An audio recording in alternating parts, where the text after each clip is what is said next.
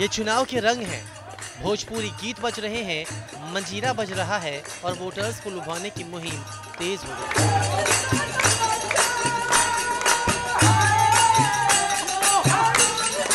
BJP को टक्कर देने के लिए आम आदमी पार्टी ने एड़ी चोटी का जोर लगा दिया और मौजूदा सांसदों को टक्कर देने के लिए हर समाज के वोट को अपनी तरफ खींचने की कोशिश कर रहे हैं। अब तो आम आदमी पार्टी भोजपुरी रंग में रंगी नजर आ रही है। ये हैं आम आदमी पार्टी के उत्तरी पूर्वी दिल्ली के उम्मीदवार। बिहार, पूर्वांचल और उत्तर प्रदेश के लोगों के बीच अपनी जगह बनाने और संसद तक पहुंचने के लिए आम आदमी पार्टी की ये नेता अब भोजपुरी गानों का सहारा ले रहे हैं।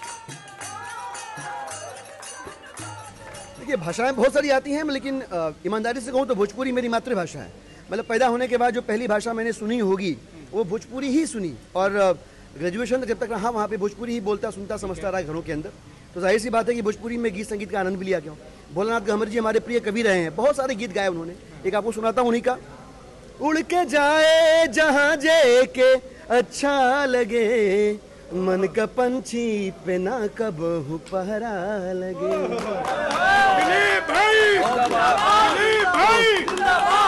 जैसे बहुत सारे गीत है, मैंने खुद का लिखा हुआ सुनाता हूँ मैं आपको। मैंने खुद का लिखा हुआ गीत सुनाता हूँ, भोलानाथ जी का था।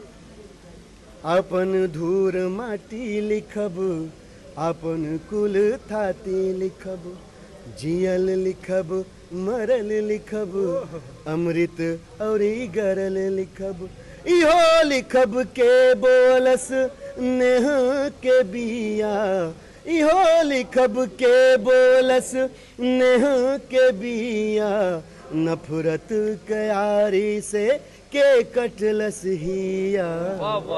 तो ये हमारी मिठास है, हमारी संस्कृति की मिठास है, हमारी मिट्टी का गंध है, हमारी संस्कृति। लेकिन खुद को भोजपुरी बताने वाले दिलीप पांडे का इस बार मुकाबला दिल्ली के बीजेपी अध्यक्ष और साल 2014 में पहली बार संसद पहुंचे बीजेपी के मनोज तिवारी से है, जो कि भोजपुरी कलाकार भी हैं। नहीं सर, मेरी ईमानदारी से बताओ, मेरी की औकात नहीं सर। बहुत बड़े आदमी है, बहुत बड़े आदमी है, बहुत बड़े कलाकार हैं। मैं साहित्यकार हूँ, मैं मुसन्निफ हूँ, मैं अदीब हूँ, लेखक हूँ, 4 किताबें लिख चुका हूँ, भाव से लिखता हूँ, महसूस करके लिखता हूँ। और मुझे ये लग रहा है कि उत्तर पूर्वी लोकसभा का जो दर्द रहा है वो ये रहा कि हर बार चूंकि पिछड़ा इलाका रहा ना, तो बड़े बड़े कामों की उम्मीद में यहाँ की जनता ने बड़े बड़े आदमियों को वोट किया, एमपी बना दिया।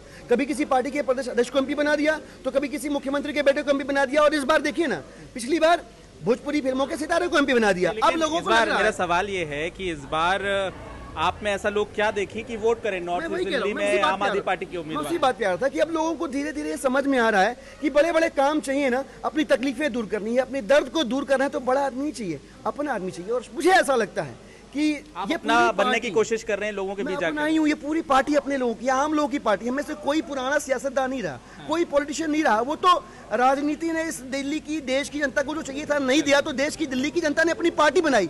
हम उसी से निकले हुए लोग हैं सर, बहुत मामूली लोग हैं। हमें यकीन है कि जनता इस बार इस बात को महसूस करेगी कि इस बार बड़ा आदमी नहीं चाहिए, अपना आदमी चाहिए।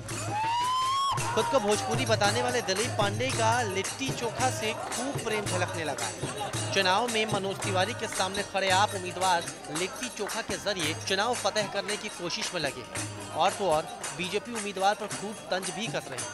खैर, अब जनता को रिझाने के लिए भोजपुरिया रंग में रेता रंगने लगे हैं। जनता इस पर कितना विश्वास करेगी, ये देखना है।